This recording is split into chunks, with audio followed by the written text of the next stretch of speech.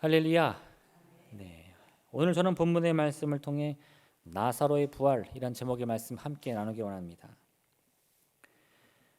예수님께서 오셨다는 소식을 듣고서는 마르다의 동생 마리아도 예수님을 맞이하기 위해 달려갑니다. 그리고는 그녀도 역시 주께서 여기 계셨더라면 내 오라버니가 죽지 아니하였겠나이다 라고 말을 합니다.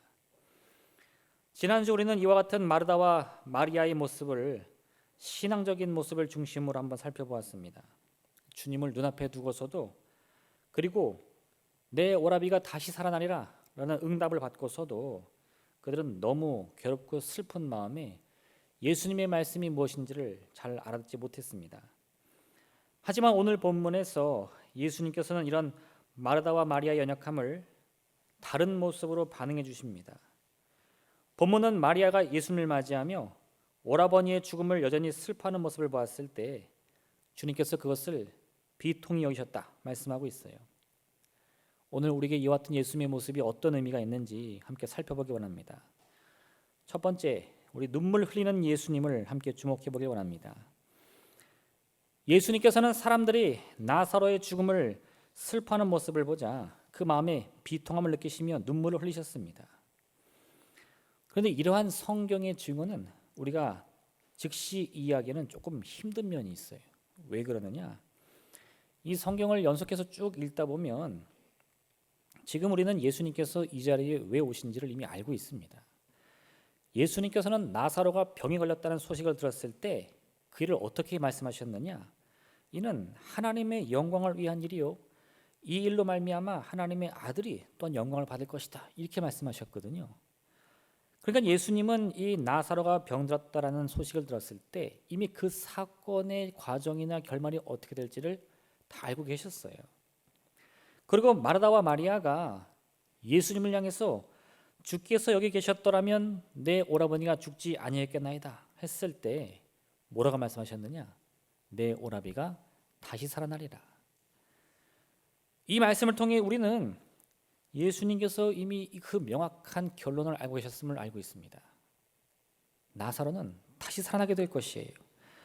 근데 참 신기하게도요, 지금 예수님은 그 나사로가 죽었다는 소식을 듣고 또 그 모습을 슬퍼하는 사람들을 보더니 그들 불쌍히 여기십니다. 그 더 나아가서 예수님도 함께 비통한 가운데 눈물을 흘리신다는 거예요. 사람들은요, 그런 예수님을 보고 뭐라고 생각했느냐? 예수님이 정말 나사로를 많이 사랑하셨구나. 그래서 나사로가 죽었음을 아시고는 저렇게 마음 아파 슬퍼하시는구나, 이렇게 알았어요. 또 어떤 사람들도 이렇게 얘기했는데, 아니 맹인의 눈을 치료하신 분께서 왜 속히 오셔서 그 사랑하는 나사로의 병은 고치지 못했을까, 이렇게 고민하기도 했습니다. 어쨌든 이런 사람들의 고민의 초점도 어디에 있느냐? 이미 나사로는 죽었고 예수님은 그 죽음을 슬퍼하신다, 이렇게 생각하는 거죠. 근데 여러분, 우리가 이 나사로의 부활이라는 이 본문을 읽을 때는요, 항상 우리 마음속에 어떤 생각이 있느냐? 이 놀라운 기적을 바라봐요. 그 부활에 초점을 맞춥니다. 그래서 예수님이 이곳에 오셨을 때 예수님이 명확히 그 나사로의 부활을 바라보고 오셨기 때문에 슬퍼할 이유도 없고 괴로워할 이유도 없고 그냥 속히 그 무덤 앞에 가서 나사로를 불러 깨우기만 하면 된다고 생각한단 말이에요. 할렐루야. 그러다 보니까 예수님이 그 나사로의 죽음을 맞이하면서 눈물 흘리시는 이유를 우리는 쉽게 이해할 수가 없습니다. 그런데 여러분, 예수님이 눈물을 흘리신 이유는 무엇이냐? 그 이후에 기적을 통해 나사로가 다시 부활한다 하더라도요, 지금 그 이전, 아직 나사로는 무덤에 묻혀 있죠. 그 사랑하는 오라버니, 사랑하는 친구를 떠나보낸 수많은 사람들이 애통하는 모습은 결국 기쁜 장면은 아닙니다. 이걸 잘 기억하셔야 돼요. 가끔 제가 장례식에 가면요, 연세 드신 분이 돌아가신 경우가 있는데 그런 경우 가족들의 마음은 이 두 가지가 보입니다. 첫 번째는 이미 그분이 워낙 연세가 많으셨기 때문에 떠나보낼 준비를 이미 가족들 다 하고 있어요. 그런데 그런 마음의 준비를 하고 생각을 다 다짐했다 하더라도 눈앞에서 사랑하는 부모님 혹은 사랑하는 이 할머니 할아버지가 돌아가신 것을 보는 이 가족들의 마음은 너무 슬픈 거예요. 그 사람들이 죽음을 인정하지 못해서 그렇게 심하게 오해하면서 우는 것이 아닙니다. 믿음도 있고 부활의 그 만남을 기대하기도 하지만요, 그럼에도 불구하고 지금 이 순간에 사랑하는 사람이 죽었다는 사실은 슬픈 거예요. 그게 두 개 다 보여요. 네. 한쪽에는 이 부활의 소망이 있고 한쪽에는 이 장례를 치르는 가운데 슬픔이 있는 모습이 보여요. 양립할 수 없는 거거든요. 머리로 생각하면 받아들이기 어려운데 실제 그럴 일이 우리의 삶에서도 나타나고 있다 이겁니다. 예수님은 분명 나사로의 부활을 위해 이곳에 오셨습니다. 근데 그게 다가 아니에요. 지금 그곳에 있는 사람들은 이 나사로의 죽음을 크게 애통하며 슬퍼하고 있습니다. 그때 주님이 해야 할 행동이 무엇입니까? 그들의 마음과 함께 공감하며 슬퍼하시는 거예요. 예수님께서는 이미 여러 차례 우리에게 이 마음을 나누는 공감에 대해서 말씀해 주셨어요. 예수님이 이 세대에 대해서 비판하실 때 뭐라고 하셨습니까? 이 세대란 피리 소리에도 춤추지 않고 애곡 소리에도 울지 않은 세대다, 이렇게 말씀하셨어요. 감정이 메말라 버렸습니다. 감정을 나누지도 않고 나눌 여유도 없어요. 지금 내가 내 인생의 짐을 다 감당하기조차 벅차니까 내 옆에 있는 사람이 얼마나 슬픈지 얼마나 괴로운지 알지도 못하고 설령 안다 하더라도 미처 그 감정을 내가 함께 나누지를 못하는 거예요. 그게 뭐다? 그게 이 세대입니다. 여기서 말하는 이 세대라는 것은 하나님을 따르지 않는 사람들을 말하는 거거든요. 하나님을 모욕하거나 하나님의 이름을 거부해서만이 이 세대라는 게 아니에요. 아무리 우리가 주님의 뜻을 따른다 말한다 하더라도요, 그런 고백 속에서도 우리가 미처 주님의 뜻을 온전히 따르지 못하면 그게 곧 이 세대 같은 삶이 되는 거 많은 것입니다. 근데 그 삶이 뭐냐? 마음을 나누지 못하는 거예요. 오늘날의 세상을 우리는 무한 경쟁 사회라고 말합니다. 서로 경쟁해서 승리를 얻는 거죠. 왜 그렇습니까? 이 사람의 욕망이라는 것은 뭐든지 다 내가 소유하기 원하는 거예요. 이 욕망이라는 것은 소유와 연관이 있고, 이 소유가 좀 더 나가면 뭐가 되느냐? 독점이 됩니다. 독점. 그래서 그 옛날에 무슨 코미디에서 이런 말 나왔죠. 1등만 기억하는 더러운 세상, 그죠? 기억나시나요? 이게 참 세상을 아주 잘 전 통찰한 말이라고 보는데, 세상 깨끗하지 않아요. 너무 더러워요. 악으로 가득합니다. 왜 그럴까요? 서로에 대한 미움과 비난이 난무해서가 아니고 경쟁해서 얻으려고 하기 때문에 그래요. 그러다 보니 자연스럽게 상대방을 멸시하고 상대방을 무시하는 풍조가 세상에 만연하게 된다는 겁니다. 그런 사회에서 살다 보니 어떤 모습이 나타나느냐? 다른 사람에게 무관심해지는 거죠. 그가 마음이 아프던, 삶에 문제가 생겼던, 말로는 하겠죠. 어우 힘들겠다. 근데 정작 그 아픔이 나의 마음까지는 올 수가 없다는 겁니다. 근데 여러분, 마태복음 16장 26절은 이와 같이 말씀하는데, 사람이 만일 온 천하를 얻고도 제 목숨을 잃으면 무엇이 유익하리요? 사람이 무엇을 주고 제 목숨과 바꾸겠느냐? 무슨 뜻입니까? 우리의 생명이 그 무엇보다 귀하다는 거예요. 근데 이 말씀을 조금만 더 깊이 생각해 보십시오. 내 생명이 천하의 무엇보다 귀하다면 지금 내 옆에 있는 사람의 생명은 어떤 가치가 있습니까? 나와 똑같은 가치가 있는 거예요. 내 생명이 천하보다 귀하다면 나와 함께하고 있는 사람들도 내가 그 사람과 친하던, 내가 그 사람이 누군지 전혀 모르던 상관없어요. 그에게 생명이 있고 인생이 있다면 그도 천하보다 귀한 인생이라는 거예요. 그걸 깨달으면 우리가 어떤 마음을 갖느냐? 그런 사람과 함께 마음을 나누는 이 공감이 얼마나 중요한지를 알게 되는 거죠. 천하보다 귀한 사람의 마음을 얻는 거예요. 근데 그게 왜 안 중요할 수 있겠습니까? 지금 내가 경쟁에 시달리면서 이리 치고 저리 치어도요, 더 뭐가 중요해요? 천하보다 귀한 그 생명, 그의 마음을 얻는 게 그 무엇보다 중요하지 않겠어요? 할렐루야. 그걸 깨달아야 된다는 겁니다. 하나님께서는 우리 인간을 대하실 때 언제나 가장 귀한 것을 대하듯 우리를 사랑해 주십니다. 부모의 마음으로, 아버지의 마음으로 자녀를 품듯 사랑해 주시는 거죠. 왜요? 우리가 그럴 만한 가치가 있어서가 아니에요. 실제로 우리의 값어치를 따진다면 그렇게 뭐 옛날에 물건 살 때 저울로 다른 거 있죠, 이렇게. 그래서 뭐가 더 가치가 있나? 막상 그렇게 우리의 인생을 그런 가치적으로 달아보면 우리 인생 별거 없어요. 우리는 흙과 같은 존재입니다. 근데 하나님이 거기다가 의미를 불어넣어 주셨어요. 어떤 의미를 불어넣어 주셨죠? 하나님의 영을 주신 거예요. 그래서 흙과 같은 우리라는 이 존재가 하나님을 닮은, 말로는 설명할 수 없고 눈으로도 확인할 수 없는데 어쨌든 나는 의미를 가지고 가치가 있는 인생이 되었다는 겁니다. 그걸 하나님이 증명해 주시는 거죠. 어떻게? 우리를 사랑으로 품어주시는 거예요. 내가 너를 사랑한다. 너는 가치가 있다. 너는 의미가 있다. 그래서 그런 마음, 그런 하나님의 이 모습을 보았을 때 우리가 해야 할 일은 무엇이냐? 한 사람 한 사람의 그 마음을 얻는 것이 내 인생에 그 무엇보다 중요하다는 사실을 깨달아야 된다는 겁니다. 그게 뭐예요? 그게 공감의 능력이에요. 이스라엘 백성들이 애굽의 노예로 살았을 때 그 괴로움이 얼마나 컸는지 그들이 밤낮 부르짖으며 기도했어요. 하나님 좀 구해달라고요. 그랬더니 하나님께서 모세에게 이렇게 말씀하십니다. 여호와께서 이르시되 내가 애굽에 있는 내 백성의 고통을 분명히 보고 그들이 그들의 감독자로 말미암아 부르짖음을 듣고 그 근심을 알았다. 우리가 하나님께 기도할 때요, 하나님은 그저 그 소리를 이렇게 하나의 소리로 듣는 게 아니에요. 아, 이런 기도가 나한테 왔구나. 1번 누구의 기도, 2번 누구의 기도, 이렇게 문자적으로 혹은 뭐 그렇게 그냥 하나의 언어로 이해하시는 게 아니라는 겁니다. 내가 하나님께 기도하면 하나님이요, 내 마음의 이 고통이 얼마나 깊은지, 내 또 이 간절함이 얼마나 큰지 그거를 다 보고 듣고 함께 느끼신다는 거예요. 그게 하나님이 우리의 기도에 응답하시는 방법이라는 겁니다. 왜요? 하나님이 우리와 공감하기를 원하시니까. 그래서 그게 우리의 삶의 방식이 되어야 되는 거예요. 하나님이 나에게 대하시는 그 모습이 나도 세상을 살아가는 방식이 되어야 된다 이겁니다. 첫 번째가 뭐다? 공감하는 마음. 예수님이요, 나사로를 부활시키려고 오셨어요. 사람들의 슬픔에 울을 때 울 거 없다, 그만 울어라, 듣기 싫으니까 내가 지금 당장 저 돌문을 굴려서 나사로를 부활시킬 거다 할 수도 있어요. 그런다고 누가 뭐라 그럴 사람도 없습니다. 근데 아니요, 그건 예수님의 방법이 아니에요.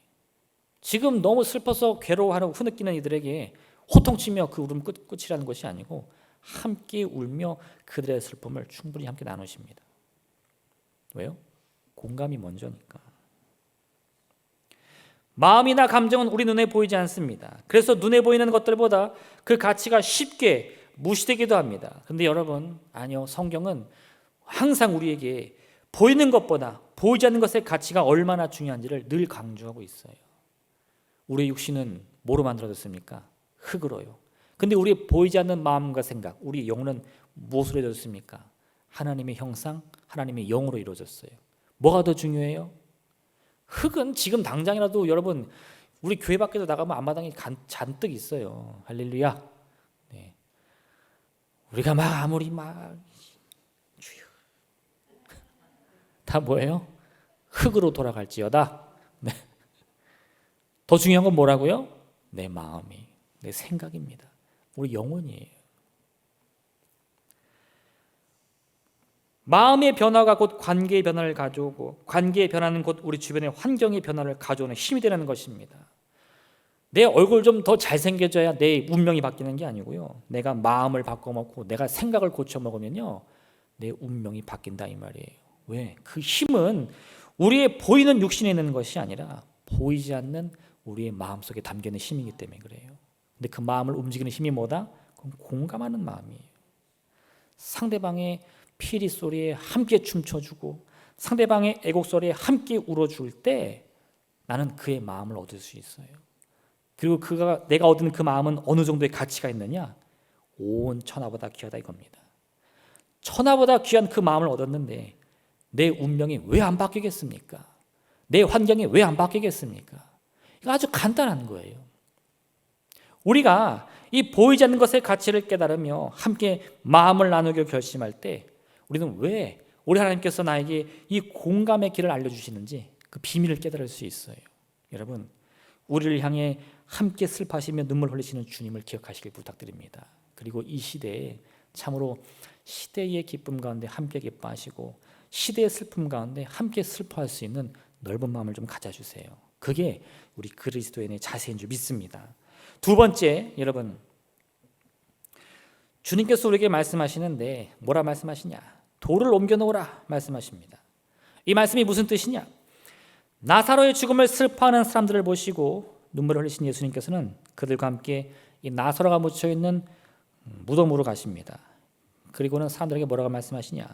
그 무덤을 막고 있는 돌문을 굴리라는 거예요.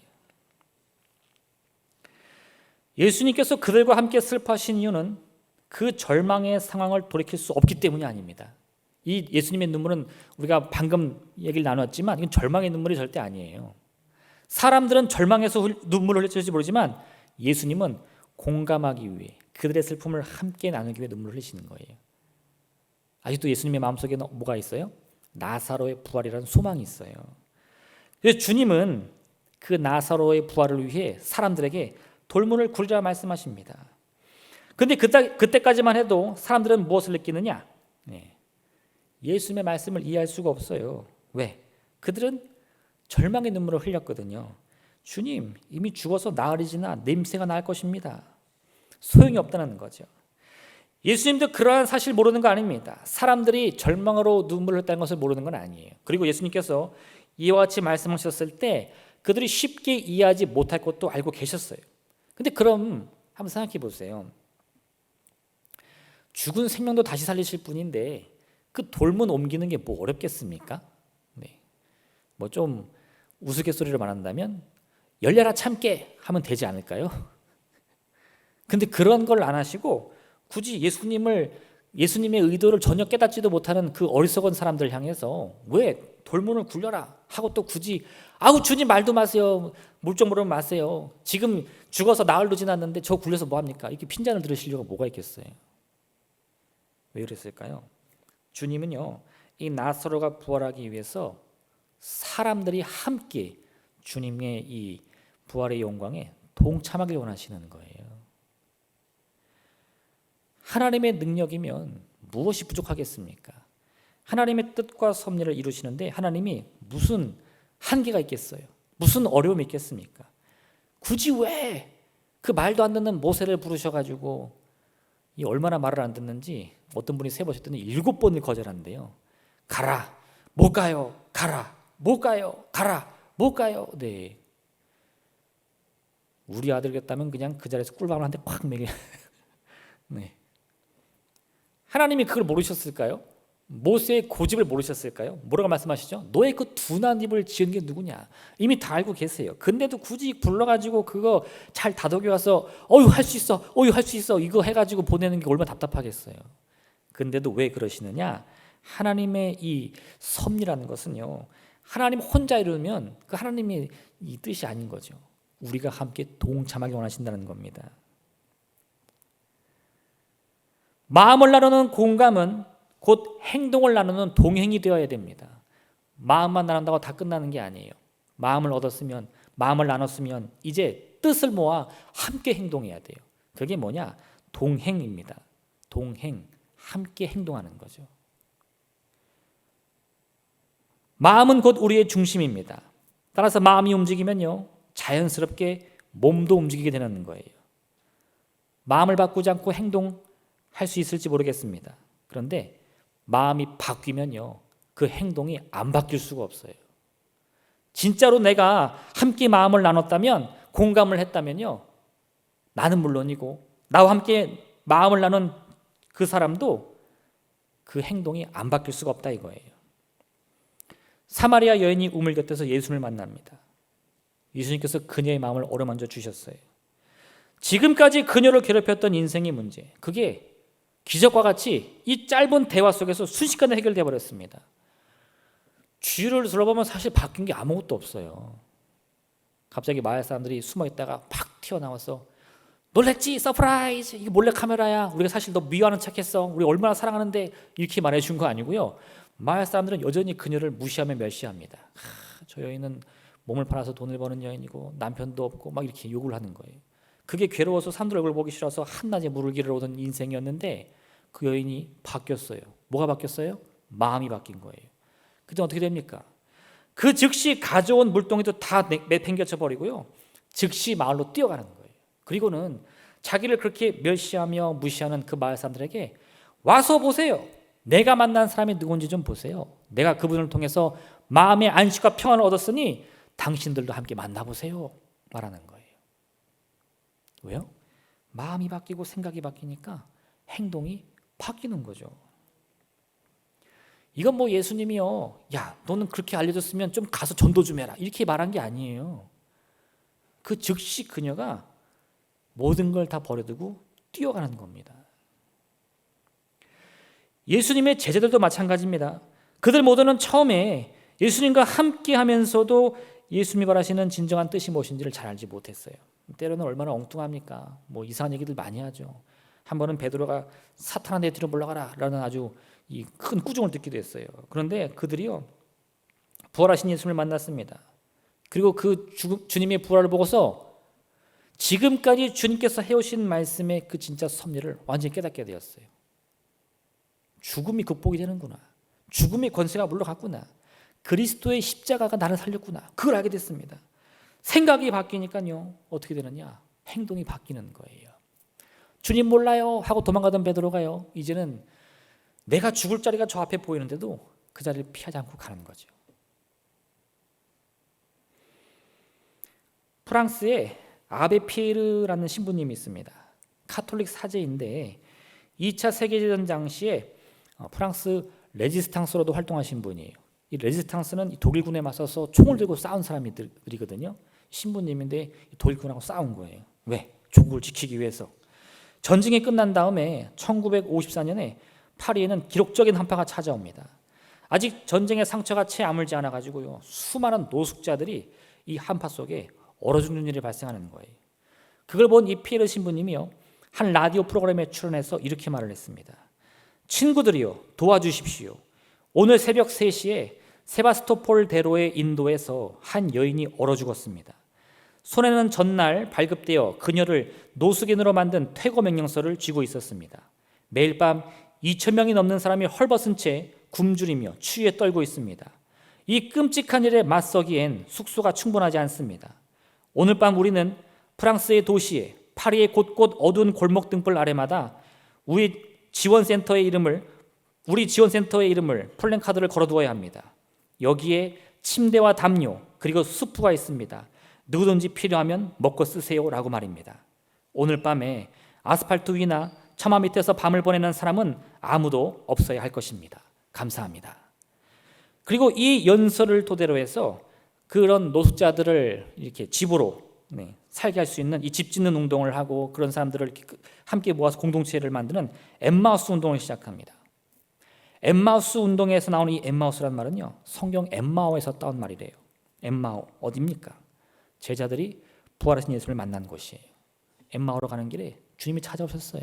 그런데 주님인 줄 몰랐어요. 그냥 지나가는 나그네인 줄 알고 서로 얘기를 나누면서 자기들이 그리스도를 잃었다고 고백을 합니다. 주님이 십자가에 달려 돌아가셨어요. 막 슬퍼하는 거예요. 그리고는 이 나그네를 자기 집으로 초대해서 제자들이 식사를 대접합니다. 근데 그 식사 자리에서 이 나그네가 대접받은 그 음식을 손에 들더니 축사를 하는 거예요. 근데 그 모습이 무엇이었냐? 예수님이 십자가에 달리시기 전날 밤 축사하던 그 모습이었어요. 그 순간 제자들은요, 자기들이 함께했던 그분이 부활하신 예수님인 것을 깨닫게 됩니다. 이 피에르 신부님은 그 구절을 해서 이 엠마오, 이걸 따온 거예요. 엠마우스 운동. 이 운동을 준비하는데, 한 번은 이 운동을 시작하려고 준비하는데 어떤 사람이 이 피에르 신부님을 찾아옵니다. 이렇게 말하는 거예요. 신부님 큰일 났습니다. 지금 저 멀지 않은 곳에서 어떤 사람이 자살하려고 그래요. 근데 신부님 빨리 갑시다. 그리고 막 뛰어간 거예요. 그래서 그 사람 물어봤겠죠. 왜 그러십니까? 왜 삶을 그렇게 낭비하려고 그럽니까? 막 이분이 얘기하는 거예요. 자기가 고아원에 버려져 가지고 가진 고생을 다 해가지고 어떻게 먹고 살려고 기술이라도 배웠는데 결혼을 해도 잘 안 되고 버림받고 사업하면 타망하고 나는 인생에서 정말 할 수 있는 게 하나도 없고 버림받은 인생 같습니다. 막 그러면서 절망해서 죽으려고 그러는 거예요. 근데 피에르 신부님이 그분에게 이렇게 말합니다. 제가 잘 듣고 보니까 자살하려는 그 마음이 깊이 이해가 됩니다. 그런데 기왕 죽기로 한 거 제 얘기 하나만 들어주세요. 어차피 죽을 인생인데 죽기 전에 저 한 번만 도와주면 안 되겠습니까? 그러니 그 사람을 데려가가지고 이 엠마우스 운동 본부에 넣어버린 거예요. 집 지으라고. 할렐루야. 그래서 그 사람이 이 자살할 길 놓쳐버려가지고 끝까지 살아남아서 이 엠마우스 운동의 초대 멤버가 됐다고 합니다. 절망에 빠진 사람을 구할 수 있는 것은요, 무슨 유창한 말이 아니에요. 돈 몇 푼이 아닙니다. 그 사람이 여전히 이 세상 가운데 의미가 있고 가치가 있다는 것을 알려주는 거예요. 근데 그게 무엇으로 가능하냐? 이 공감의 마음으로 가능하거든요. 그렇게 그의 마음을 위로해주고 공감해 주었더니 그 사람이 스스로 자기의 삶을 바꿔서 어떻게 해요? 사회에 필요한 일원이 되기 위해서 노력하는 거예요. 지금까지는 내 인생 하나 어떻게 살아보겠다고 노력합니다. 기술도 배우고 사업도 하고 장사도 해보고 취직도 해보고 다 안 돼요. 근데 무슨 생각해? 아이고 이번 생에는 끝났다. 그냥 포기해버리자. 그냥 정리해버리는 거예요. 자기 인생을. 그런데요, 오히려 그렇게 사는 것이 아니고 매일 밤 이 추위에서 굶주려 죽는 사람들을 삼키게 됩시다. 당신의 도움이 꼭 필요합니다. 그리고 나를 위해 달려가던 인생이 오히려 내 인생은 잠시 접어두고요, 남을 위해 달려갔더니 어떤 변화가 생겨요? 내가 진짜 가치가 있구나. 사람들이 나를 필요로 하는구나. 그 인생의 운명이 바뀌더라 이 말이에요. 우리는 우리 삶의 진짜 의미가 무엇인지 모를 때가 너무 많습니다. 왜 그런 줄 아세요? 혼자 있기 때문이에요. 누구와도 만나지 않고 누구와도 소통하지 않고 나 혼자 고민하다 보니까 아무것도 이루어지지가 않아요. 여러분, 우리가 정말 이 젊었을 때는 어떻게 하냐? 열심히 공부해야 됩니다. 성적 높여야 되죠. 또 나이가 들면 어떻게 해요? 좋은 대학 가야죠. 졸업하면 어떻게 좋은 데 취직해야죠. 그럼 어떻게 해야 돼요? 좋은 사람이랑 결혼해야죠. 그럼 어떻게 해야 돼요? 잘 낳아서 잘 길러야죠. 눈코 뜰 새 없이 바쁘게 지내는 거예요. 네.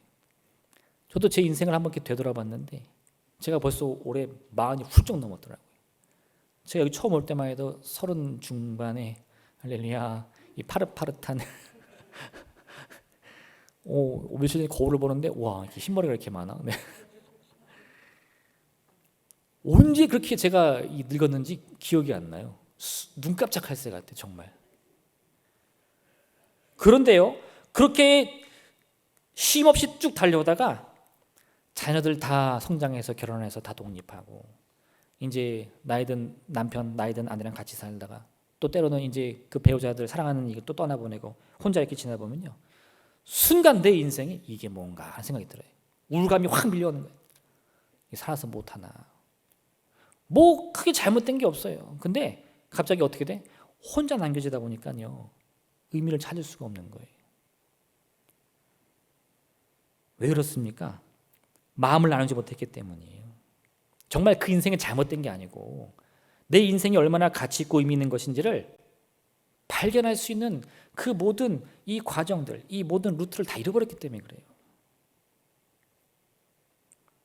공감의 마음과 이 함께 행동하는 동행의 걸음이라는 것은요, 얼핏 보면 내가 남을 도와주는 것 같아요. 그의 마음을 위로해 주는 것 같고 그의 삶을 세워주는 것 같은데 사실 실제로는 그렇지 않아요.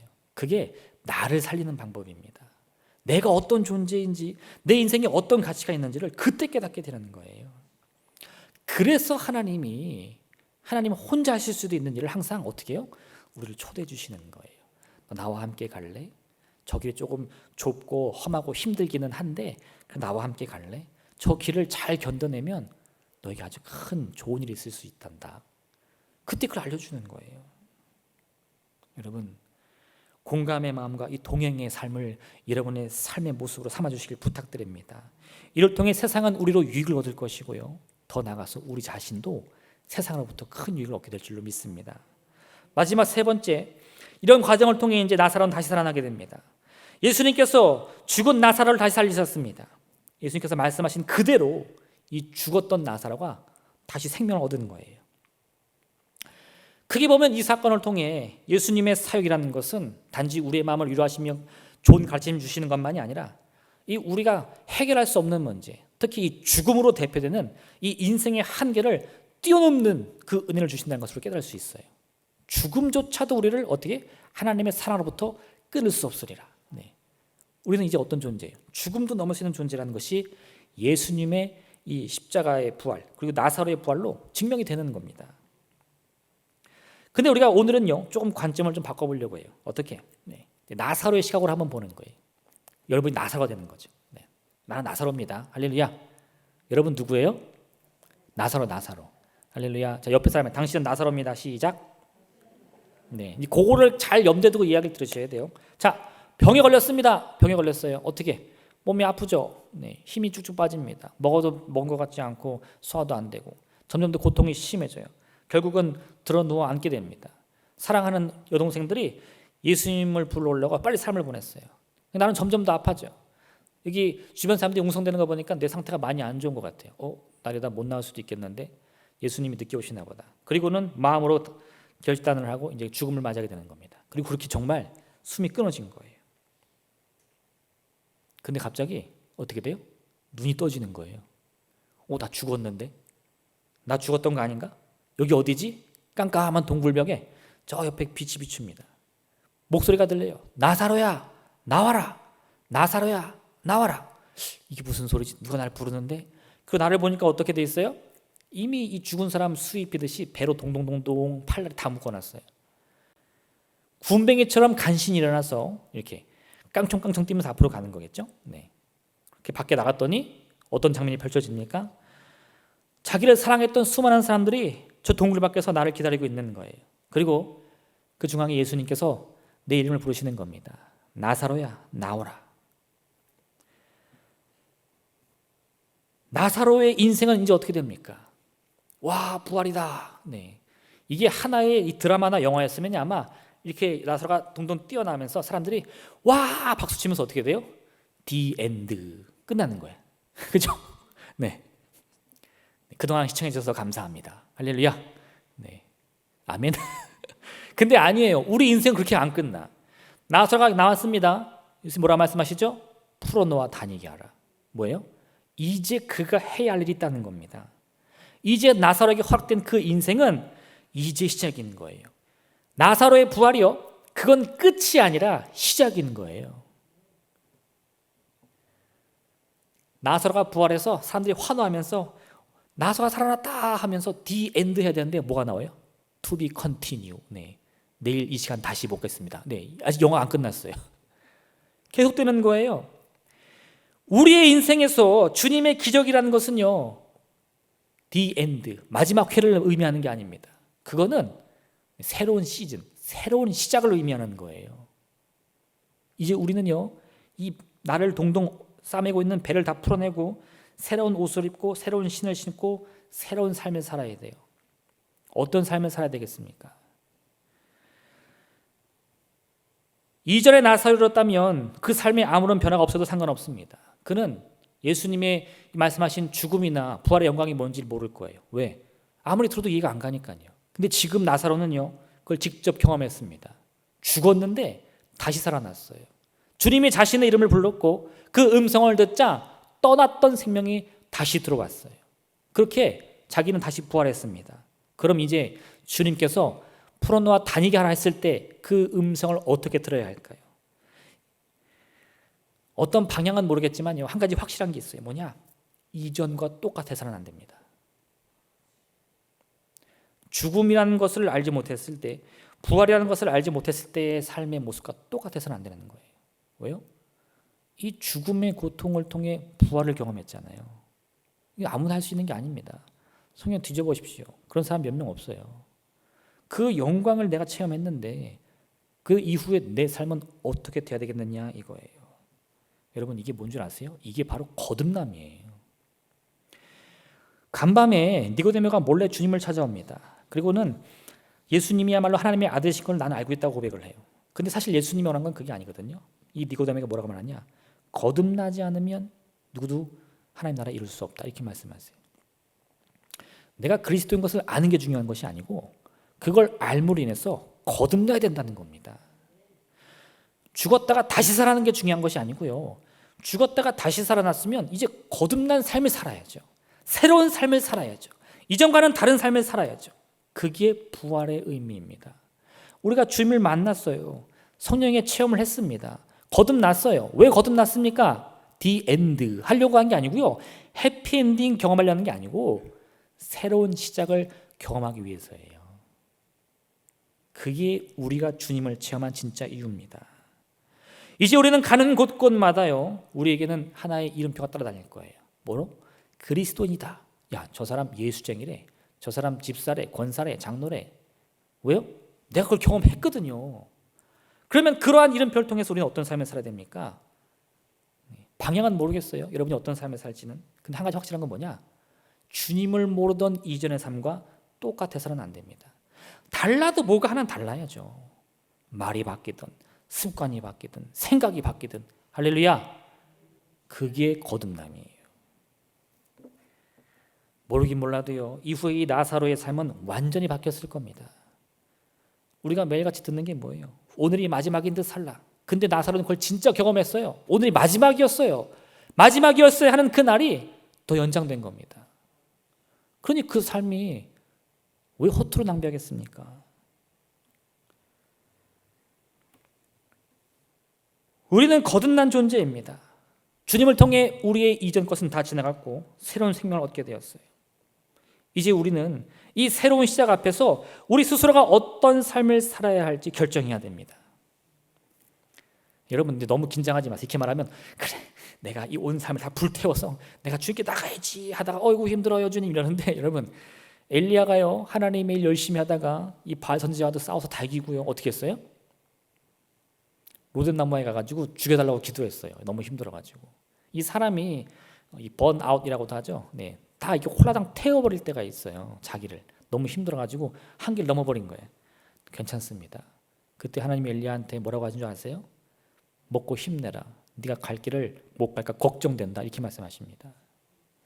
우리의 힘이 부족하면 하나님이 힘이 되어 주실 겁니다. 우리가 지치면요 하나님이 위로해 주실 거예요. 우리의 지혜가 부족하면 그 지혜를 부어 주실 거예요. 그러니까 우리는요 그 거듭남을 통해 새로운 삶, 내가 가야 할 길을 멈추지 않겠다라는 결단만 하면 돼요. 그 과정은 주님께서 함께 동행해 주실 것입니다. 우리의 삶은 하나님의 은혜로 거듭났어요. 죄와 사망의 길이 아니라 은혜의 길, 생명의 길을 가게 되었습니다. 그걸 깨달아야 돼요. 그래서 이제 여러분, 우리는요 오늘 제가 딱 두 가지 말씀드렸는데 그 변화의 삶 속에 하나는 마음을 나눌 수 있는 삶의 자세를 가지셔야 돼요. 그 두 번째는 함께 동행할 수 있는 용기를 가지셔야 돼요. 오리를 가자 하면 십리를 갈 수 있는 용기, 겉옷을 달라 그러면 속까지 내줄 수 있는 용기를 가지셔야만 됩니다. 그게 우리 삶의 변화로 찾아올 때 우리는 이 부활한 나사로와 같이 이전 것은 지나갔으니 보라 새 것이 되었도다. 너무나 새로운 인생을 살게 될 줄로 믿습니다. 종은요 가지고 있는 것이 아무것도 없어요. 할 수 있는 게 아무것도 없습니다. 그런데 한 가지 그 종이 해야 할 일이 뭐냐? 주인에게 충성하는 거예요. 그러면 그가 큰 업적을 이뤘던 작은 업적을 이뤘던 오직 주님의 명령에 충성한 종을 통해 주인이 이렇게 말하는데, 잘하였도다 착하고 충성된 종아, 내가 적은 일에 충성하였음에 내가 많은 것을 내게 맡기리니 내 주인의 즐거움에 참여할지어다. 이와 같이 종된 신분임에도 불구하고 우리 주님의 놀라운 잔치에 함께 참여하는 기쁨을 누리는 여러분 되시기를 주님의 이름으로 축원드립니다. 우리 함께 이 시간 기도하기 원합니다. 우리의 인생이 어떤 인생입니까? 내가 나를 보면 아무것도 모르겠어요. 그런데 하나님과 함께 하다 보니까 그 의미를 깨달을 수 있어요. 어떻게? 이 땅 가운데 유익을 주고 또한 그걸 통해 주님의 영광을 이 땅 가운데 전하는 인생이 되는 거예요. 여러분, 우리는 이미 거듭났습니다. 그 거듭남을 믿으시고 주님 우리의 힘이 되어주시고 능력이 되어주시고 지혜가 되어주시옵소서. 주님 주신 그 능력으로 말미암아 이 어두운 세상 가운데서도 원망하거나 불평하거나 낙심하는 것이 아니라 주님의 빛을 전하고 위로하며 함께 기뻐하고 함께 슬퍼할 수 있는 그런 삶을 살게 도와주옵소서. 주님의 이른 세 번 부르며 간절히 기도하겠습니다.